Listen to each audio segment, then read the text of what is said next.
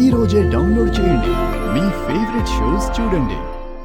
చేతితో నీళ్ల బాటిల్ పట్టుకోలేని స్థితి, కాళ్లతో నడవలేని స్థితి, కాళ్ళు చేతులు నరాలు పట్లు తప్పి అంత ఇబ్బందిగా ఉండే రమణమ్మ గారు మన ఆరోగ్యాలయంలో 3 months 90 days క్యాంపులో ఉండి కొత్త జీవితాన్ని పొందినట్టుగా నరాల బలంతో తిరిగి నడవగలుగుతున్నారు.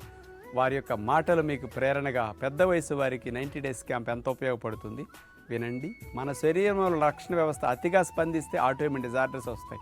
రక్షణ వ్యవస్థని కంట్రోల్లో పెట్టడానికి ఉపయోగపడి ఇమ్యూనిటీ బూస్టింగ్ సూప్ ఎలా తయారు చేసుకోవాలి రేపు ఇమ్యూనిటీ టిప్లో తెలుసుకుందాం. స్త్రీలకి గర్భం వచ్చిన మొదటి నెల 2 నెలల్లో 14-15 రకాల సిమ్టమ్స్ కనపడతాయి.